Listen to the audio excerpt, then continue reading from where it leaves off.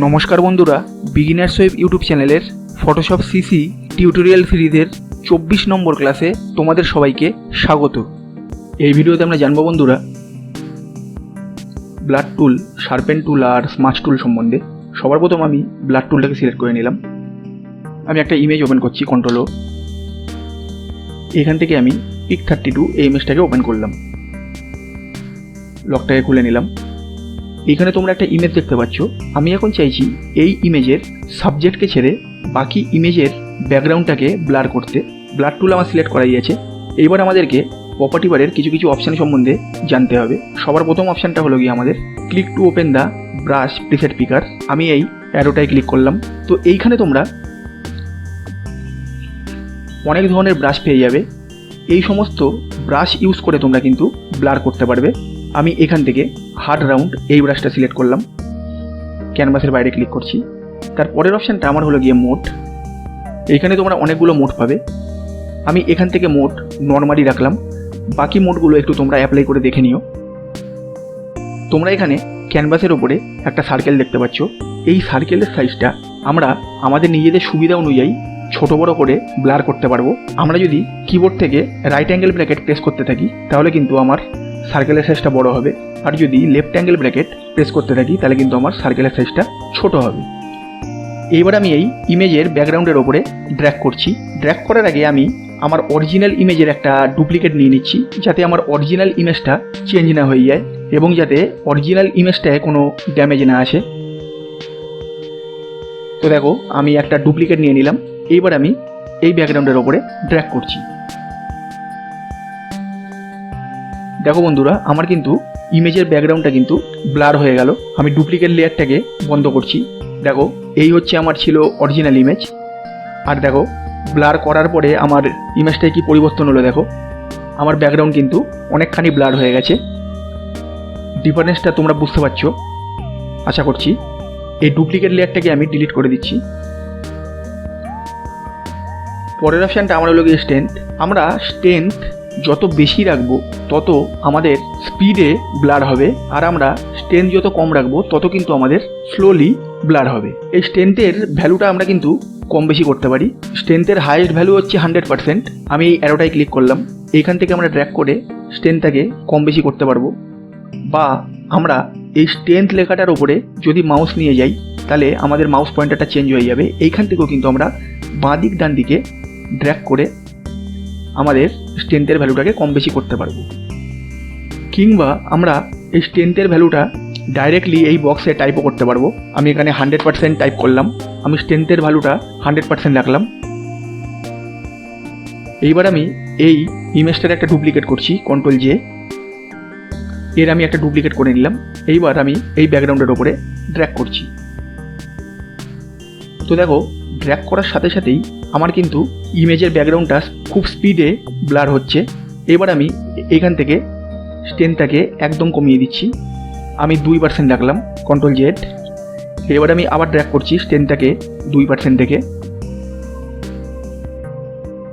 এইবার দেখো, আমার কিন্তু খুব স্লোলি ব্লার হচ্ছে।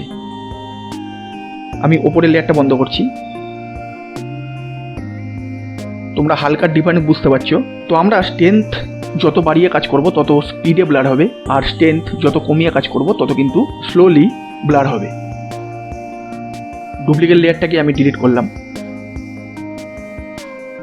এখান থেকে স্ট্রেংথ আমি 100%ই রাখলাম।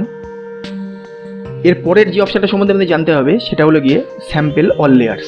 আমি এতক্ষণ ডুপ্লিকেট ইমেজ তৈরি করে কাজ করলাম যাতে আমাদের অরিজিনাল ইমেজে কোনো চেঞ্জ না হয়ে যায়, বা অরিজিনাল ইমেজে যাতে আমাদের কোনো ড্যামেজ না হয়। আমরা একটা নতুন লেয়ার নিয়েও কিন্তু ব্লার করতে পারি, তার ফলেও কিন্তু আমাদের অরিজিনাল ইমেজে কোনো চেঞ্জ হবে না। আমি একটা নতুন লেয়ার নিয়ে নিয়েছি।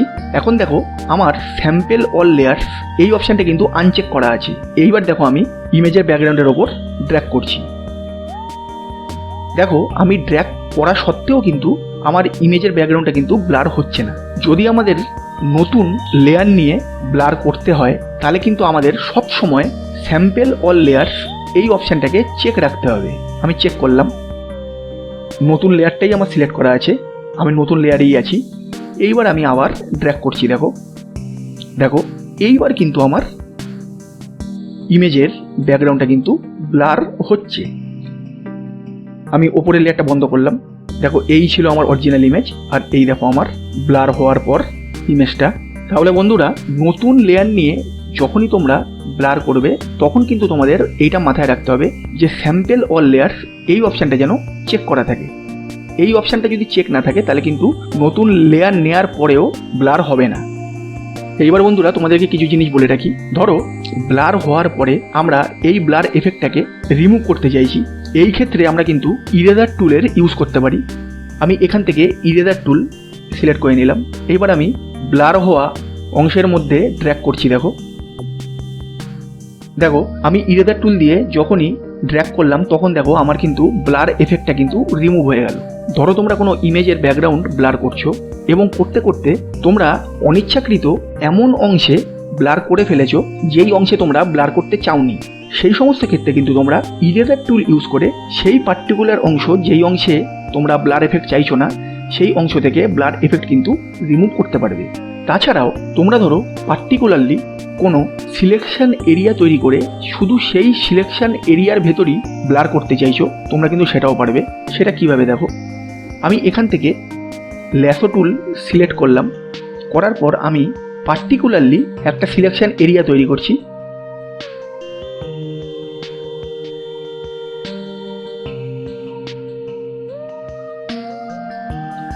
দেখো কন্ট্রোল প্লাস করলাম। পার্টিকুলারলি আমি একটা সিলেকশন এরিয়া তৈরি করলাম, কন্ট্রোল মাইনাস। এবার আমি ব্লার টুলটা সিলেক্ট করলাম। এবার আমি ড্র্যাগ করছি, কন্ট্রোল ডি, ডিসিলেক্ট। এবার দেখো বন্ধুরা, আমি যেই সিলেকশন এরিয়াটা তৈরি করেছিলাম সেই সিলেকশন এরিয়াটাই কিন্তু আমার ব্লার হলো, বাকি কোনো অংশ কিন্তু আমার ব্লার হলো না। এইভাবে তোমরা পার্টিকুলার সিলেকশন এরিয়া তৈরি করেও কিন্তু ব্লার করতে পারবে। লেয়ার 1টাকে আমি ডিলিট করলাম। এবার আমি বন্ধুরা এই সম্পূর্ণ ইমেজ ব্যাকগ্রাউন্ডটাকে ব্লার করছি। আমি আরেকটা লেয়ার নিয়ে নিলাম। আমি ভিডিওটা একটু ফাস্ট করছি যাতে ভিডিওটা বেশি লম্বা না হয়ে যায়।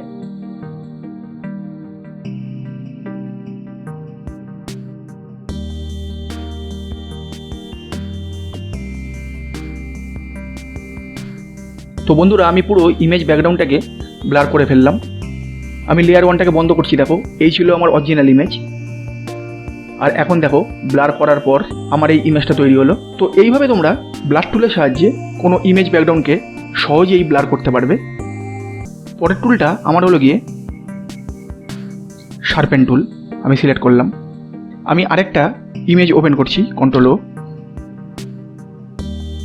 এখান থেকে আমি পিক 31 এই ইমেজটাকে ওপেন করলাম, কন্ট্রোল প্লাস, লকটাকে খুললাম। ব্লার টুল যেমন ব্লার করে, শার্পেন টুল তেমনি শার্প করে।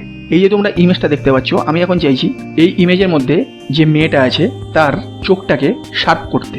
শার্পেন টুল আমার সিলেক্ট করাই আছে। প্রপার্টি বারের ম্যাক্সিমাম অপশানই সেম।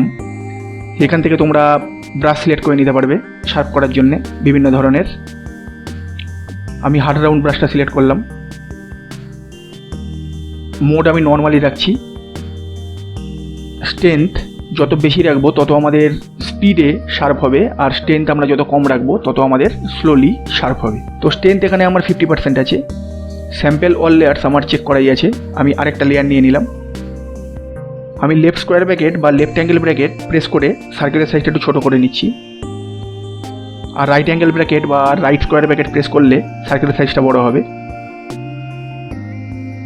তো আমি ছোটো করে নিলাম। এইবার আমি এই চোখের ওপর ড্র্যাগ করছি।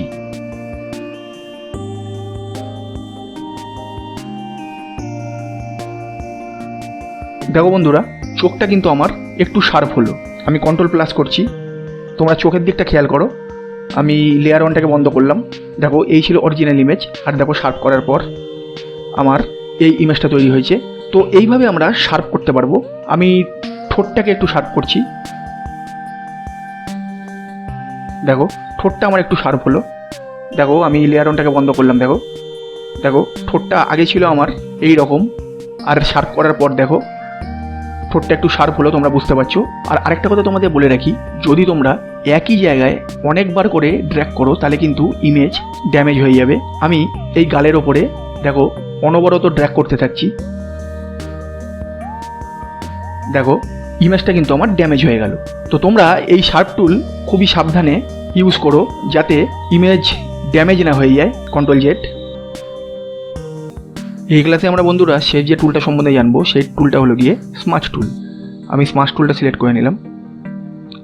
স্মার্ট টুলের সাহায্যে আমরা কোনো কিছুকে এক্সটেন্ড করতে পারি বা বাড়াতে পারি, বা কোনো এক্সটেন্ড জিনিসকে কম করতে পারি।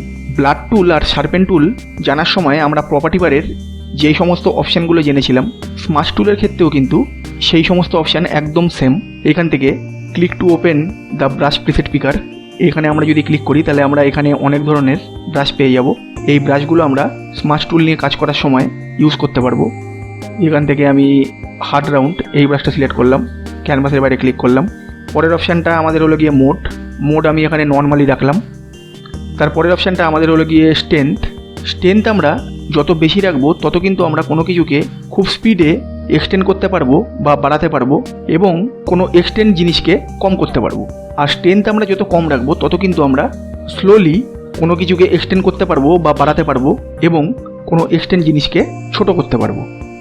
শেষ যে অপশানটা সম্বন্ধে আমাদের জানতে হবে সেটা হলো গিয়ে স্যাম্পল অল লেয়ার্স। এই অপশানটা সম্বন্ধে আমরা অলরেডি জেনেই গেছি। আমরা কোনো নতুন লেয়ার নিয়ে কাজ করতে গেলে আমাদের স্যাম্পল অল লেয়ার্স এই অপশানটা চেক রাখতে হবে, নাহলে আমরা কিন্তু নতুন লেয়ার নিয়ে কাজ করতে পারবো না। স্যাম্পল অল লেয়ার্স এই অপশানটা আমার চেক করাই আছে। আমি লেয়ার 1 এটাকে ডিলিট করছি।